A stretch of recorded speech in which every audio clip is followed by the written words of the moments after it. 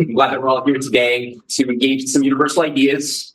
I'm sure a really good Q&A dialogue. There's 3 presentations. Cynthia, Dave, myself, we're all discussing what would be a good way to celebrate, on the one hand, Independence Day. 2 days ago was Independence Day. There was a war over 250 years ago that brought something new into being, but it wasn't really finalized.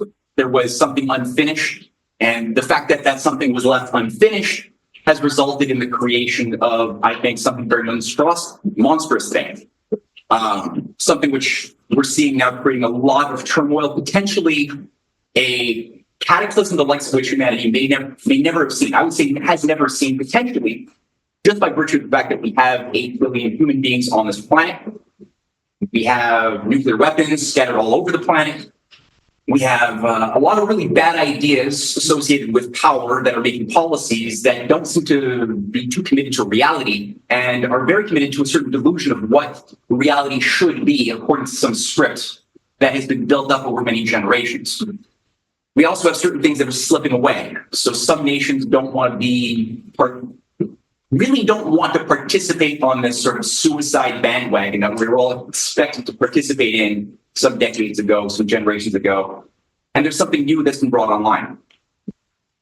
I thought that in the course of the 3 presentations, I'm going to do a little bit something showcasing a new angle that a lot of people haven't really quite appreciated to the developments around 1776. Because this is something that is Canadian, and I think everyone here is Canadian, I believe. Mostly. Okay, yeah. I didn't have any psycho-spiritual connection with really the importance of what 1776 was growing up. It was a relatively recent phenomenon that I started really appreciating what that battle was and why Canada is still a monarchy. So we also had a national holiday on July 1st of, we have that every year, just a few days before the U.S. the Americans have their national holiday, their Independence Day. It's an interesting clinical study, and I'm going to go through some examples of what we failed to do back in 1776 when Benjamin Franklin was up here. For people to get a chance to go to his old port, there's something called the Ramsey House. It's a museum. And has anybody not been to the Ramsey House? Not been. Okay, go to the Ramsey House. It's a fun thing. And it's where the Governor General once lived, and it's where Benjamin Franklin in 1776 in April came to Canada. He stayed here for a few weeks with a delegation from the U.S. And the purpose of that mission that he was on was to persuade the French Canadians who had recently been defeated, right? Quebec was a French colony for a long time. They'd recently been defeated by the British Empire in the 7 Years' War. Coming out of the 7 Years' War, Britain became sort of the indisputed dominant empire of the world. They defeated all their French, their Spanish, their other rivals. Not to say that any of their rivals were good, but it became the sort of dominant warlord of the earth coming out of that process, and took all of the colonies and possessions of the French at that time, including especially Quebec. So Ben Franklin thought, okay, well, there's been a lot of abuses suffered by the French who have been living here. The British were not known for their gentility. He thought, well, we got a lot of sympathy amongst the French Canadians, so maybe we can organize them to be the 14th colony to stand with the 13 others, and all together say we're going to have a new kind of country based on rejection of hereditary institutions, might makes right, and instead create something new.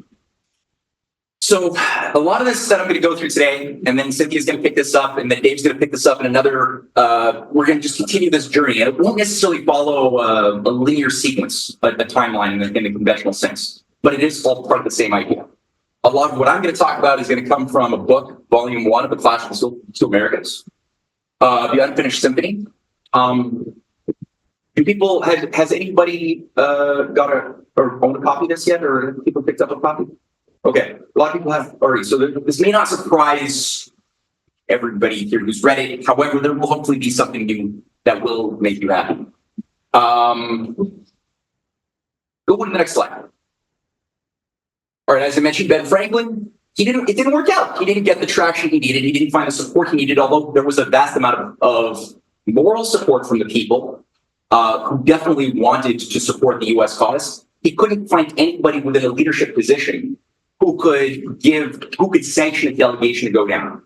And it was called, by the way, in 1776 the Continental Congress, because the idea was that this new type of country that they wanted to bring into being that was based on some form of representative democracy, that this was going to be something that would basically take the continent. It was continental. That's why Washington called it a continental army. It wasn't the army of the 13 colonies. And most of the continent was owned by 89 or so percent of the surface area of the North American area, including Mexico, all of today's Canada, was pretty much owned by the French, the Spanish, the Russians, the Dutch. No, the Dutch had given it up, and the British. So this was like a very small minutia of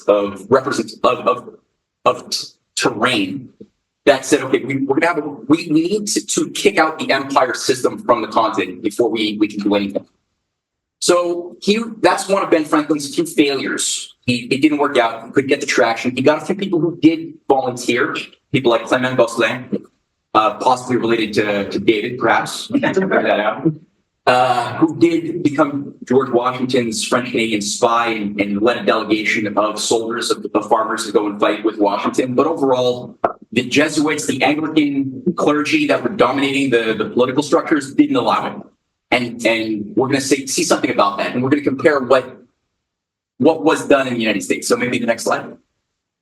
And I said this is not going to be sequential in a timeline fashion, but there was what one could say is a second American Revolution, about 85 or so, 86 years later, with the effort to keep the Union intact.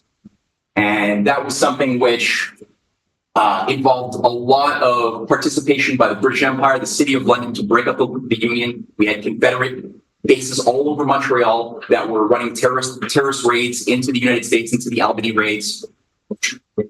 John Wilkes Booth was up here in Montreal. For those who don't know, the killer of Lincoln was up here for 5 weeks getting his pay from Henry Starnes, the president of the Bank of Ontario, who was found to have given a $500 note to Wilkes Booth before he was sent down with instructions to kill Lincoln. And Wilkes Booth was not alone. He was there were 4 people hung for the conspiracy to kill Lincoln. That's also something that we're not taught in school, so we don't appreciate the fact that there was a much bigger story behind the lone gunman official narrative. And if we looked at that bigger story, we would quickly discover that it was never about simply an internal struggle within the United States. There was a global chemistry.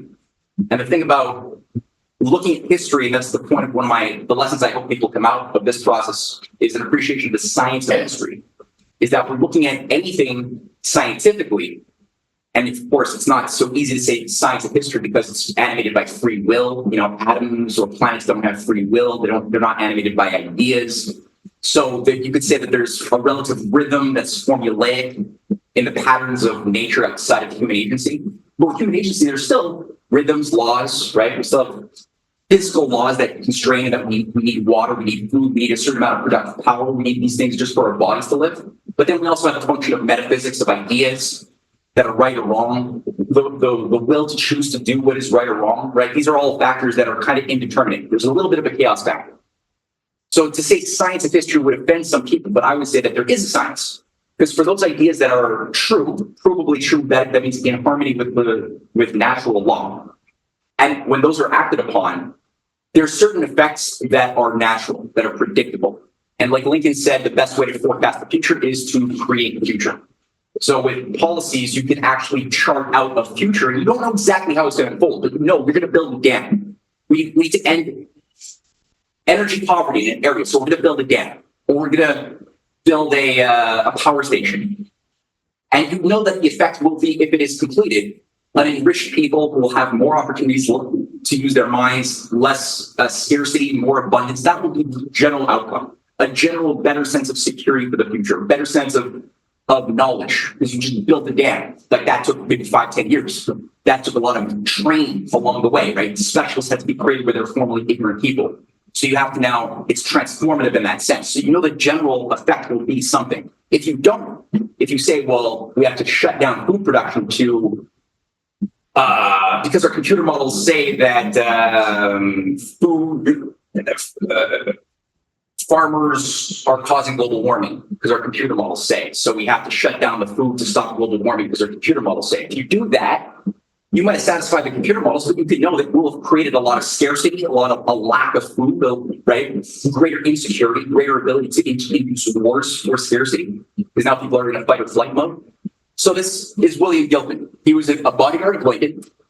This chapter, the last chapter of the Classroom to America, is on his story. He is one of the most, I think, underrated heroes of the 19th century. He was the father of manifest destiny. He was the earliest champion that I could see, supporting the building of a transcontinental railway across the continent, never been done before. So he was doing that already in the 1840s. He was calling for, after the Civil War, or during the Civil War, he was made the governor of Colorado Territory, where he uniquely prevented the opening up of a Western Front. Had there been a Western Front open at that time in 1862, when Lincoln was already on the verge of losing, when the British Empire was supporting both logistically, financially, as well as through intel hubs out in Canada. So the U.S., I think there was no chance that the Union would have been preserved. There was no chance. So by him doing what he did and leading the battle at Glorieta Pass, he was able to fund this through the greenback system that he created on a state level. He gave an interview where he said, look, Lincoln educated me on what to do if I'm in a situation where there is no money, but something has to get done. And Lincoln later on did this through the greenbacks that were then destroyed after the Civil War, after Lincoln was killed. The idea of emitting credit and currency based on issuing treasury notes instead of asking private central banks to justify the creation of a monetary expansion. It's a different way of creating currency. And that idea of the greenback was tied to building real world projects, which is what he did by funding his militia, other things through a state level greenback system. And that won the Battle of Glorieta Pass. After that, he began organizing internationally for the last 30 years of his life to extend the transcontinental railway that was just being finished by 1869. That was when it was finished. Time for the first time a whole continent coast to coast by rail, and opening up inland development, new industrial corridors, and most importantly, liberating the entire nation from dependency upon British monopoly over shipping lanes. And that's how the British ruled the world, right? As a one world government, was through controlling choke points, getting everybody addicted to debts that are unpayable, that are associated with speculation. That's why you open up the doors to free trade. So you don't actually allow for protectionism. You allow only for the markets to determine what the value of things are going to be. And then because things are so volatile, you can't think ahead, you can't plan ahead, because you don't know what the value of your currencies are going to be in like a year, let alone a month from now. So you can't plan big things like that. Whereas protectionism, national central banking that are nationally not private controlled, this is what Lincoln was doing, this is what Gilpin advocated, this is what America generated, was based upon emitting credits for the building up of things that are 20, 30, 40 years. And the transcontinental railway was supposed to connect through Alaska that had just been sold by Russia to the Americans in 1867, one day before Canada Day. Right, so there's a big race over what is going to be Canada's role within this new world that's being created based on cooperation. So things went another way. That didn't happen. There was an age of chaos. This is actually something similar to what we're about to see. These are some of the key characters who played a role as Lincoln allies around the world who are applying the Lincoln method of building up a nation state. In Russia, Count Sergei Witte there on the left, Otto von Bismarck, Sadi Carnot, the president of France, assassinated 1894. Friedrich List, who organized an American systems Zollverein, a customs union to unify Germany and make it an integrated nation for the first time. He's also probably assassinated. So these were just a small sampling, but there's a much larger sampling of great leaders who died and did a lot to expand this system of post-imperial cooperation around the world in the 1880s, 1890s. And again, like Tsar Nicholas II, Alexander II, Alexander III, Garfield, McKinley, many of them were killed. But they did a lot. And what they created has taken generations for the oligarchy to try to undo. And even there, I would say that the oligarchy has not been successful, despite the wars, the assassinations that were done to try to overturn this chessboard. Next slide. That's a quick sampling of the Trans-Siberian Railway and some of the figures who are bringing that into the line, including the scientist Dmitry Mendeleev, who was in charge of the Committee on the Protective Tariff of Russia, applying the protective tariff system of America to cultivate indigenous industrial production within Russia that had formerly been addicted to slave labor. That's where the serfs were a key part of the economy for a long time. And when Tsar Nicholas Alexander II liberated the serfs, that was done right before Lincoln did the same thing in America. But then they had to think, well, how do you now transform the economy to put all of these people to work? Now that they're free, they need education, they need to have job opportunities. Like, you need a totally different way of thinking about economics than we formerly were addicted to. How do you do that? So this is part of the solution. Again, never permitted to blossom. Although it was built with American engineers, with Baldwin locomotives from Philadelphia. And again, so it's supposed to connect down through the Bering Strait over a century ago. Next slide. And again, Gilpin was very clear that the renewal of the West and the corruption of the West could only be salvaged by an appreciation of the Chinese civilization, of Russian civilization, and Asiatic civilization, finding something new to give a rebirth to what we had lost morally in the West. He was thinking very much on Benjamin Franklin's lines too, because Benjamin Franklin was also fighting to have this new type of U.S. government, this republic, based upon the Chinese meritocratic system. He was translating Confucius into the United States in the 1740s. So very important. But instead of that, we had Canada adopt a different system where BC was about, instead of joining up with this rail connection into Alaska, we had instead a bribe where Britain, using one of their stooges, who's sold as a hero for Canadians, John A. Macdonald, was told to give this this colony of British Columbia everything that they could possibly want to keep them enmeshed with the British Crown. Pay off their debts. They're bankrupt, whatever, pay off the debt, ignore it. They're separated by this massive region of private Hudson's Bay land. Nationalize it, buy it up for pennies on the dollar, and then build a rail line to connect them to the other colonies here. That's all we had in Canada at the time. And it took about 15 years, but John A. Macdonald said that I would be quite willing personally to leave the whole country of wilderness for the next half century, but I fear if Englishmen do not go there, Yankees will. So this is very reluctant. He didn't want to build Canada. He did it only because it was geopolitically expedient to keep the continent from actually going in the Gilpin orientation. Next slide. And when I mentioned Canada was mostly Rupert's Land or Hudson Bay land, that's basically it. It was like 80% of the surface area of Canada was a private company tied to the the British East India Company, very, very much overlapping directors, that was there for over 200 years, ensuring that the continent remained underdeveloped. Basically, our identity was supposed to be forever, fur traders and timberers. Yeah, that was supposed to be our forever economy.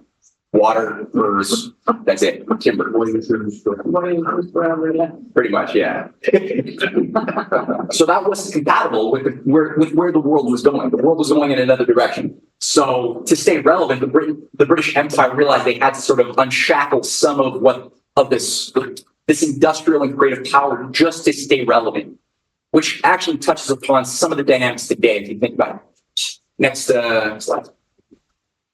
Now we're going to slowly transition to the American Revolution, but before we do, I want to just get a sense of it, make it visceral for those who haven't read the Canadian Constitution. I never read it until somewhat recently. I didn't read it in school. Did people read the Canadian Constitution in school? You did in school? Yeah? Okay, you're one of few. I don't know many people who did. What'd you think of it when you first read it? It was like... I had more questions. It was a little bit underwhelming. It was underwhelming, right? Not that exciting. No. Yeah, it's a bit dry. And on a few paragraphs anyway, this is effectively what I see as the preamble. In 1867, right when Alaska is being sold to the United States, at the same moment, and there's a fight over whether British Columbia is going to go with the development program, are the Lincoln allies in Ottawa, are they going to be able to create, at the very least, an independent Canada that's a republic, that's not under an empire, not under a privy council? Is that possible? And there were Lincoln allies in Canada in power positions. We could have done that. But instead, we had John A. Macdonald, the guy who said, a Britisher I was born, a Britisher I'm going to die. Who tried to call for an Aryan Canada in our Constitution. This guy's the hero of Canada, our founding father. He wanted to have an Aryan Constitution. for only Aryans who could prove their pure blood could be Canadian citizens. And people say, oh, but don't worry, that was the 19th century, everybody was talking like that. And it's like, well, he was the only one. Everyone else in Parliament was too embarrassed to say that out loud. And he wasn't. So he did love this, and this was drafted in 1864. It was only signed into law by Victoria in 1867. And in it says, whereas the provinces of Canada, Nova Scotia, and New Brunswick have expressed a desire to be federally united into one dominion under the crown of the United Kingdom of Great Britain and Ireland, with a constitution similar in principle to that of the United Kingdom. And whereas such a union would conduce to the welfare of the provinces and promote the interests of the British Empire. That's pretty clear.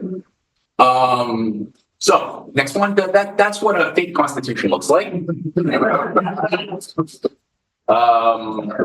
Slightly more reasonable here. Is there one after this? Actually, let's go to the one after this first.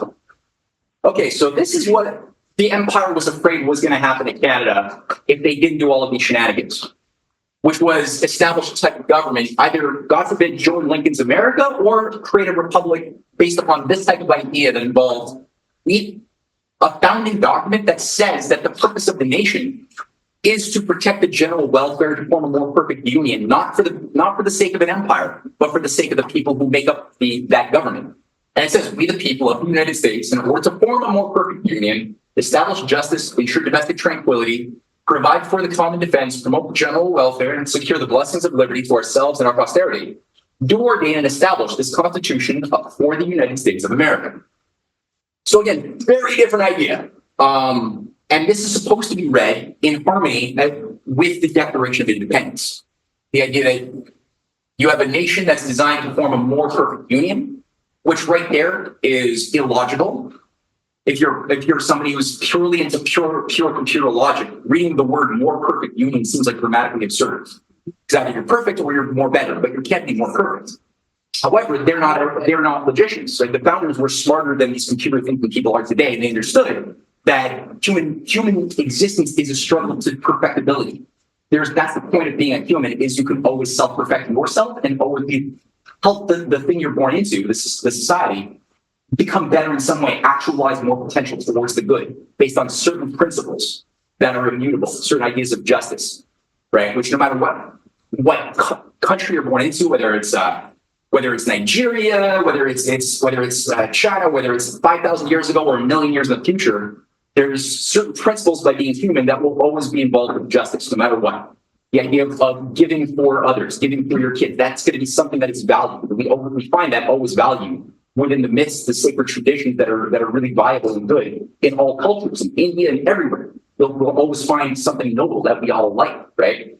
That ties us to that higher idea of natural law. So that idea of a more perfect union and justice, the general welfare, which again pisses off a lot of libertarians. They don't like the idea of general welfare. They say it's so abstract. It justifies tyranny, and it's true. It's true. A lot of tyranny has been justified by we have to do this for the greater good. That's true. But that's the point, right? Is that you have to have an informed and engaged moral people who are culturally self-aware and mature to be citizens in order to be part of the government.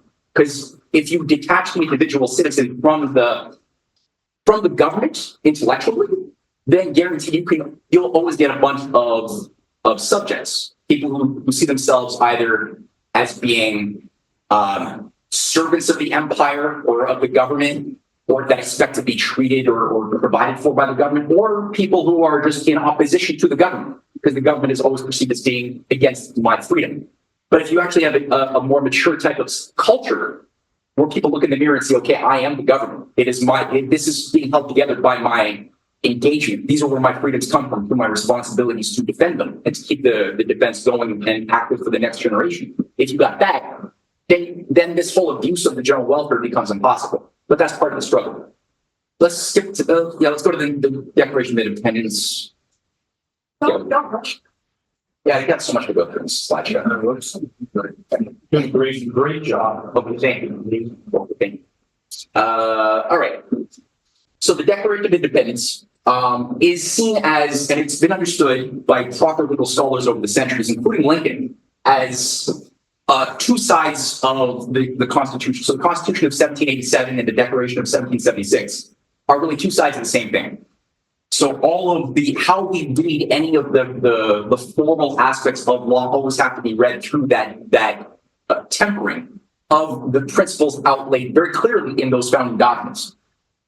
Which again, Canada we've come close at different times. I think John D. did something pretty noble by trying to get us something similar to this in 1960, but it didn't really go anywhere after that with our certain Canadian Constitution, which was a noble effort, but short-lived. Now, but this says, we hold that these truths to be self-evident, that all men are created equal, that they are endowed by the Creator with certain unalienable rights, that among these are life, liberty, and the pursuit of happiness. That to secure these rights, governments are instituted among men, deriving their just powers from the consent of the governed. That whenever any form of government becomes destructive of these ends, it is the rights of the people to alter or to abolish it and to institute new government, laying its foundations on such principles and organizing its powers in such form as to them shall seem most likely to affect their safety and happiness. Revolutionary idea. But again, this is why, as I mentioned earlier, people like Ben Franklin, even Thomas Jefferson, who had a ton of problems, Jefferson, very disappointing character. But despite that, smarter than a lot of the lame intellectuals today, understood that it was so important to study the works of Confucius, of Mencius. This is why Ben Franklin was translating and publishing the Analects into the American colonies. Because if you actually read Mencius, you recognize very clearly this is exactly what's there. That a leader of a society, an emperor or whomever, only has the mandate to have authority over the society that they're leading over. If they are obeying the mandate of heaven, that there's a hierarchy of Tianming, that if a leader becomes abusive to those ends, that it is the responsibility of the people to overthrow said ruler and institute better laws that are in harmony with the laws of heaven. So that's a very important concept that, again, we've been detached from over the years as we've been told that East is East and West is West and never the twain shall meet. And this has been put forth again and again over centuries into our psyche to make us believe that the Eastern culture is this emotional culture and the Western culture is this Enlightenment logical culture, and the right-brain, left-brain dichotomy of cultures can never coalesce, maybe through irrationalism. Maybe if we all get equally irrational, maybe then we can coalesce. But otherwise, you can't actually have any type of communion.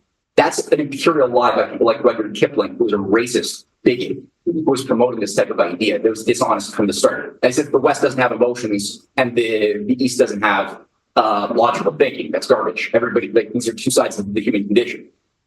And as we're going to see, there's a lot of East-West dynamics that made the American Revolution possible. Next one. Yeah, okay, sure. So I mentioned already Canada's failure in the 1867 period to take on the Lincoln Challenge, which in many ways was the Benjamin Franklin Challenge the second time. But what was this challenge? I was mentioning it earlier, right? Ben Franklin was there in Ramsey House, right down in the old fort. He was organizing and failed to achieve the success that he set out for, which was to get a Quebec delegation to be the 14th delegation, say to the world that we are going to stand with the other 13 colonies and have a new type of government. It didn't work. Bishop Briand basically was the head bishop of the time, sanctioned by the crown, and put out a rule basically saying that if anybody fights with Washington, you'll excommunicate it, and thus, when you die, you'll burn in hellfire forever. And there's a highly superstitious French-Canadian culture at the time, very Catholic, very scary, burning in hellfire forever. So while their hearts had a lot of sympathy for the cause, they didn't actually have to get up and go to do it, except for a few noble souls who actually did overcome the superstition. But it worked to keep Quebec engaged and sucked into the British machine. Now, the thing about this is that up there is a postage stamp from 2006 featuring Ben Franklin on the Canadian postage stamp celebrating 250 years of Canada Post. And you're like, why? Why is that guy, the founding father of the founding fathers, on the Canadian postage stamp? Because he founded the Canadian Postal Service in 1757 or 1754. Ben Franklin founded the Canadian Postal Service because he was already thinking, how are we going to be able to create a culture in Canada that will have the wits and the understanding to think big and not local, that will then understand what it means to fight and even be willing to die for a new type of society. You couldn't do that if you have an illiterate people who don't think about what's going on in another village or another part of the continent. That requires communications, so postal service, very important. The Montreal Gazette still exists. Unfortunately, it's become toilet paper, but when it was created, it was a printing press that Ben Franklin started through his ally in France, who he brought in from France in order to manage the printing press of the first Canadian newspaper, because you need illiterate people who are able to read big things in order to understand why I should die, why I should fight for something better, why is this unjust, what does injustice mean? If all I've ever known is scarcity and injustice, how do I judge injustice if that's all I know? You got to read. So things like his letters to the inhabitants of Quebec, which was published by the printing presses of in Canada, was done to try to, and this was written by the Continental Congress to really make an appeal to come out, just be part of the conversation. That fell on deaf ears. But still, I mean, these are real nation-building things built not by the British Empire, built by a Republican patriot in America that built a lot of things we take for granted here in Canada. So the next one, I guess. Right, and part of the thing that kept Canada was partially a threat to burn an empire, partially that. The other part of what kept Canada or Quebec enmeshed with the British Empire is one of the top intolerable acts. So when you read the Declaration of Independence, there's like 20 or so, I forget how many intolerable acts. 27 intolerable acts, right? 17 is taxation without representation. Usually, if you're an American, that's all you learn. So we had we didn't want to pay taxes, so that's what we fought and had a revolution. It's like, no, we got to read all 27. And there's more important ones than taxation without representation, of which the top one, I would say, or one of the top ones, was the Quebec Act of 1774, which is sort of the Canadian first constitution ever given to us. There's been several versions, right, rebrandings of the Constitution that are all fake constitutions. This was sort of the first one that basically took what was formerly in 1773. This is the area of Quebec. This is First Nations territory. These are the colonies, right, down here. And the British basically said, okay, let's just extend all of that area down all the way down to the south of the Ohio River. And this was understood to stop the discussion of the Continental Congress, because part of the way that the paradigm of Ben Franklin was, you've got to keep empires and deep state operatives off the continent, so that because they will always sabotage anything you're trying to do, always. So you've got to open up the West. You have to begin to find a way to work with the natives in a way that is respectful. And if you read Benjamin Franklin, his writings on how to engage with the Cherokee, much, much healthier. It's like a breath of fresh air versus like what was done by the racists like Andrew Jackson, who said, okay, they're lower humans. Let's just put them in little concentration camps and reserves and maybe manipulate them for our benefit, But there was another idea of manifest destiny that we're not told about that was actually pretty damn good. But that's not the one that was allowed to really be acted upon. But so part of that was to cut off the colonists from being able to open up the West. And also, unfortunately, you did have, and this is something Cynthia has already published some stuff on, a lot of Jesuit manipulation of native bands to be used to keep, to basically scalp and kill a lot of colonists at the same time as you had a lot of racist colonists doing a lot of unjust things to the natives. So you had this like forever Palestine-Israel type of forever war formula put into motion of an eye for an eye forever, which also made good relations very difficult. But all that to say, this is one of the things that kept Canada broad. And we're told, okay, we'll have local freedoms. If you stay loyal to the crown, the Quebec will be allowed to have civil law. They won't have British common law. They'll have like local control of your mini little area of Quebec City or Montreal. But so we'll give you what's called, Pierre Baudry brought this to my attention some years ago, a policy called emploi rapide. So we're going to give you all of these comforts, but just stay loyal. Don't go with your principles. And this actually became a French-Canadian term used colloquially to be. Has anybody heard of the term emploi rapide? No. It's not said like that. What does that mean in French when somebody said that? What does that mean? Been had, right? And it literally means to wrap in fur. Inferrect, right? No, it means to deceive. It means to deceive. No, I'm saying the inferrect. But I'm saying that the meaning of it is to deceive, but it's to be deceived through this being wrapped for being like public language. It's all good. It would be comfy. It's so nice. So that was one thing that kept Canada sucked into this thing. So let's go to the next one. Oh. Yeah, okay. That's unfortunately kind of like washed out from the lighting, but that's a cool painting of Ben Franklin that we have on The Untold History of Canada, Volume 1, is this painting by Benjamin West of Ben Franklin and a couple of little angels, cherubs, and Ben Franklin's holding a key with a hit of lightning. So this is celebrated, it's called Prometheus of America. And that's what Benjamin Franklin was known for in Europe, was the Prometheus of America, because he was a guy who was not born of a noble family. He didn't have a special education, but he had curiosity. He was able to ask questions that educated people knew that to be truly intelligent, you can't ask stupid questions. Like, why is there electricity? Why does fire always go up, right? Like basic questions that kids would ask. Educated people are told, no, there's an answer out there somewhere. You're going to sound stupid. Don't ask questions, just memorize formulas. So that's why they weren't able to, all of the great scientists of Europe were not able to make this discovery, whereas Ben Franklin, a guy who like lived in the country and like had a bearskin cat, but was trained by cotton. He was trained by Cotton Mather, yeah. But that being said, it's still like he wasn't respected by the nobles of Europe. But he's the one who made the discoveries of the nature of electricity, and then was able to prove that his discoveries, his metaphysical thoughts, his ideas about what it is, were true because he was then able to build inventions like the lightning rod and so many other things that would then harness that power and use it for the good of people. So you could, you had this his life being lived the way he chose to live it, with the demonstrations of discoveries that he chose to have, and the application of those discoveries in the form of inventions that he chose to do, directly demonstrated to one individual that there's reciprocal nature both of the universe and its laws and human life and our laws, if you act according to certain self-discipline, right? And you allow certain childlike wonder to not die. If you allow that, you don't have to be even a high-blood oligarch. You can actually just be any human being who can do that. And that was part of, I think, one of the dangers of Ben Franklin, or the oligarch, is that he represented, in his living being and the way he conducted himself, the very fact that the entire oligarchical system was a fraud. And this guy who painted this painting, this guy's so brilliant.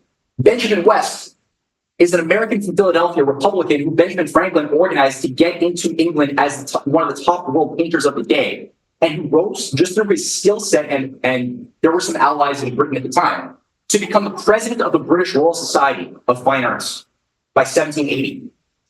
This guy, Benjamin West, and you look at his paintings, he's doing something very, very specific against the Dilettante Society, which is sort of the Hellfire Club Society of Britain that was trying to take control of the cultural warfare fight. He was fighting against the worst elements of Francis Dashwood, all the Hellfire Club Satanists who were like dominating Britain. That was Benjamin West's enemies, and he was able to succeed in the belly of the beast. And he painted this wonderful painting of Ben Franklin. When he was in London, he ended up getting kicked out of that position for obvious reasons, but very interesting character. But this international approach of Ben Franklin is key, because he got a Republican talent who he was the godfather of Benjamin West's son, actually, to be in that position as a cultural warrior, influencing the actual aesthetics of the empire itself. So the next slide. Just to say, I'm not going to read all that, but he did a lot. It wasn't just the Postal Service of Canada. He sent the first Pennsylvania Gazettes. He was issuing documents on how to create paper currency, how to break free of private central banking. He did a lot. On top of his discoveries of electricity, on top of organizing for the American Revolution. Let's go to the next one. He actually was he's a cartoonist. He designed the join or die icon that we've all seen a million times over. He designed this in 1756 in order to make his first case that in the fight against the French Empire and the other empires during the 7 Years' War, that the colonies had to, for the first time, unite and work together. That's why he did this. It wasn't for the American Revolution, though it was used later on for the American Revolution. But it was designed in 1756. Fascinating. And ultimately, they didn't go with that. They stayed divided, made it a lot more difficult to carry out the fight. So yeah, part of his argument for a new type of currency. So he understood that you can't just have political independence; you have to have economic independence. That means you have to have a banking system that's tied to moral values. So he described in this 1729 paper currency essay, which justified the creation of the colonial script, a short-lived but very valid form of script that was issued by the colonies before the Revolution, which allowed for the creation of industrial output and industrial goods where formerly there was none. He says we have here in the colonies, because of this script that had just been created in the late 1720s. We have no poorhouses in the colonies. And if we had some, there would be nobody to put them in. Since there is in the colonies not a single unemployed person, neither beggars nor tramps. In the colonies, we issue our own paper money. It's called colonial scrip. We issue it in proper proportion to make the goods and pass it easily from the producers to the consumers. In this manner, creating ourselves our own paper money, we control its purchasing power, and we have no interest to pay to no one. That system evolved in the form of what Alexander Hamilton did in his essays to his reports to the Congress in the 1790s, but he was directly taking from this whole tradition that then took on more life under Lincoln's allies, like Clay, Carey, Quincy Adams, Matthew Carey, Lincoln obviously, his greenbacks that I mentioned at the beginning. This is all the manifestation of what we just read from Ben Franklin earlier on. And itself, this whole process was a direct continuity of what was done in France under people like Jean-Baptiste Colbert that created the basis of the first sovereign nation state, the Colbertism, the religious policy of direct credit through national treasuries for big public works. That is transformative stuff. I mentioned already the Confucian angle. That's important as far as what Ben Franklin understood. If America is going to survive, it has to have some form of meritocracy. You can't just have you can't have a system where a deep state is allowed to just have the rule of what Quan often calls the capistocratic system. You can't have a capitalist. If you have a system that's based entirely on mob rule or the rule of whoever can persuade the masses or whoever can buy their positions through, let's say, their ill-begotten gains that they got maybe from selling drugs on the opium trade or slaves, or let's say just being part of a family that got into a skull and bones secret society. If that's going to be the basis upon which you're going to elevate the people to positions of policy, that will become a capistocracy very quickly.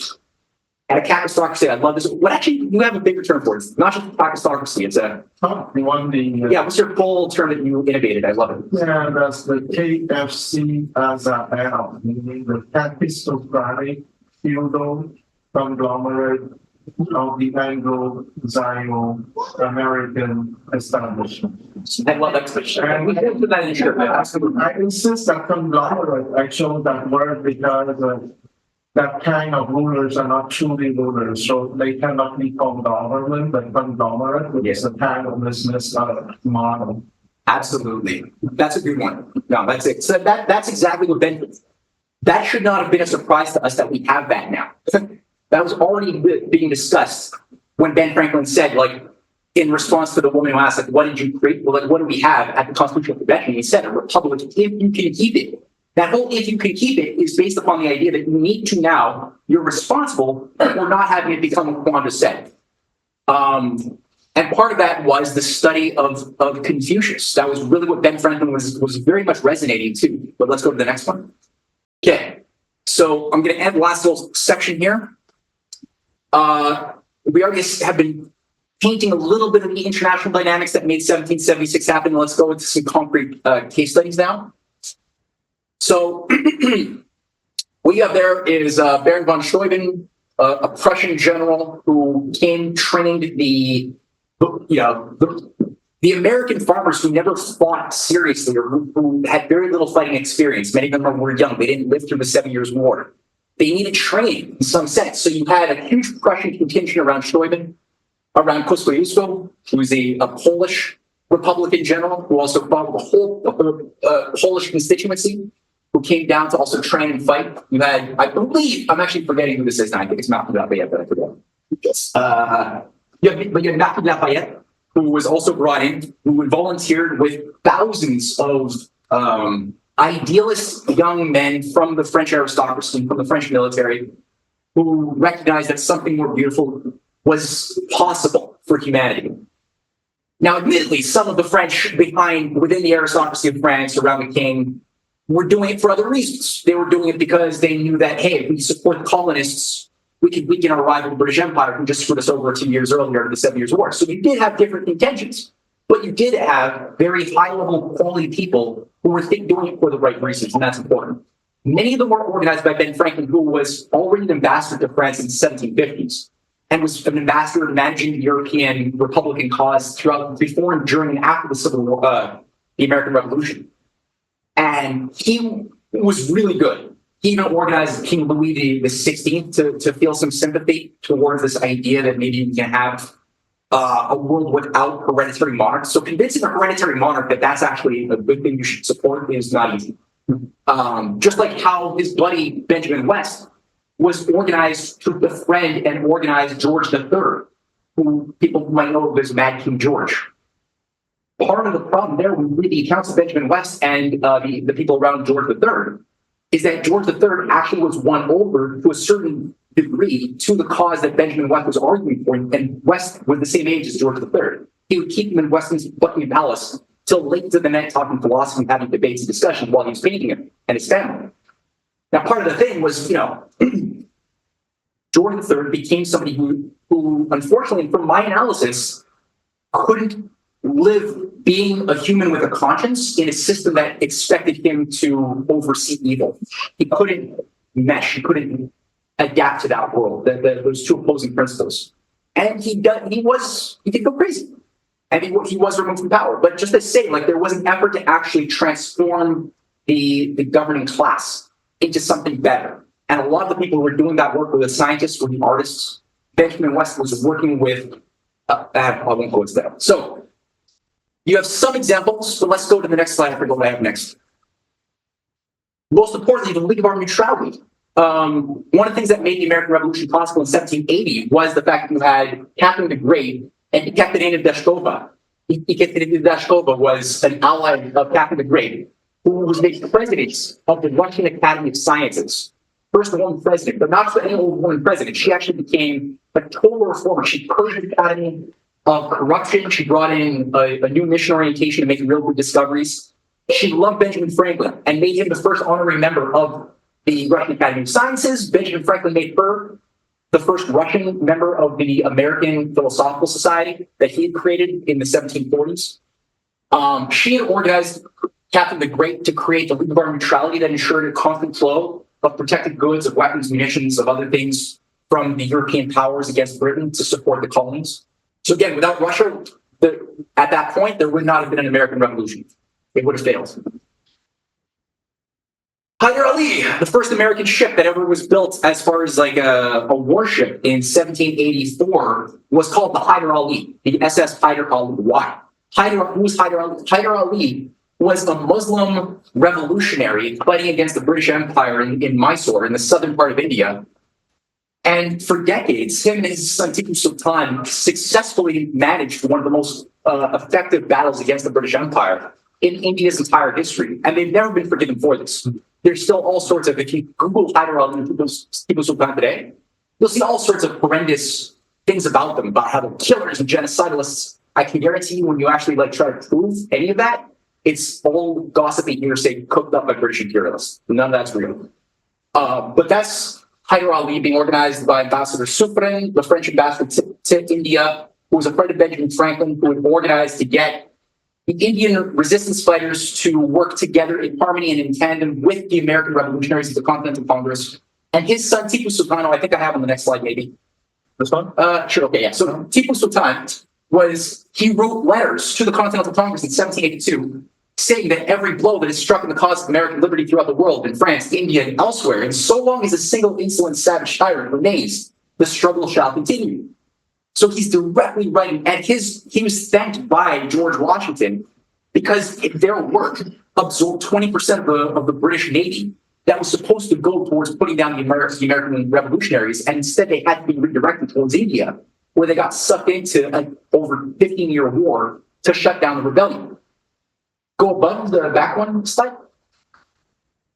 These are rockets blowing up British soldiers. They're Indian rockets. And actually, Indians were the most innovative, advanced rocket scientists of the world who innovated high precision rocketry way before anyone else. And it was actually took the British something like a decade to reverse engineer some of these rockets that didn't explode and kill them and figure out how to do it. Yeah, and the British started doing it in like the 1801 period. But Tipu Sultan and the Indians were already doing it. And this is actually a painting in the NASA headquarters on the history of rocketry. So interesting stuff there too. Sidi Muhammad, another Muslim ruler, right, who was actually the first leader of the world to recognize America as an independent country in December 1st, 1777. The first country was a Muslim Morocco that recognized the U.S. as a sovereign country.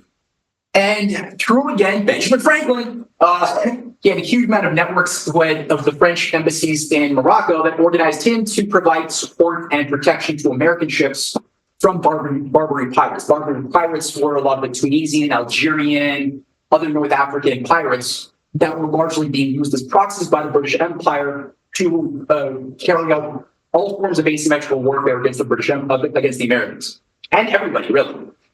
So Sidi Muhammad was providing a massive amount of protection. Unfortunately, in the mid to late 1780 or 90s, after this, there was the first American war was the American Barbary War. Unfortunately, based on the deep state sabotaging a lot of these positive developments, and Benjamin Franklin's objective to create a special relationship with the Muslim world was sabotaged. But it was a real thing that he was putting into motion. Anyway, the stage was set. The stage was set for not just the U.S., like after the U.S. had successfully managed to kick out the British and establish this new kind of country, the stage was finally set now for this to go to the next level. And it had to work in France first. So part of those allies, like Johnson Bailly, who's known as the Benjamin Franklin of France, he was the world's leading astronomer, and also a Vedic scholar, Johnson Bailly. He was the mayor of Paris. He oversaw the tennis court oath in 1789, July 14, June 14, 1789. And the tennis court oath was based upon the French basically saying we're going to create a new type of government based on a republican hybrid constitutional monarchy based upon the principles of the U.S. Constitution that will be applied to our context. You had Lavoisier, the great French chemist, who made huge revolutionary discoveries in chemistry, who was part of this Republican network. You had artists galore. A lot of the artists and the scientists were all working together. And when most scientists were artists, most artists were scientists back then. That was before the days of postmodern CIA-funded fine arts started taking over and separated those two worlds of emotion and thinking, like we were born into, all of us here. But that wasn't normal. For most of human history, that wasn't normal. That was understood that the thinking, the feeling side were two aspects of the human soul that had to both be nurtured together in a harmonic way, right? So the idea of a world of win-win cooperation was a beautiful mission. We came close to achieving it, but something happened in France. And if it didn't work in France, it couldn't have worked elsewhere. If it did work in France, it could have immediately begun to be applied elsewhere. You had similar people around Kosciuszko in Poland.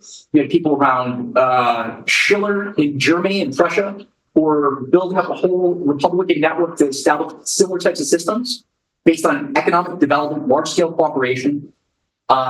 They were ready to go. And the cultural level was being advanced to the point that people could appreciate higher metaphysics.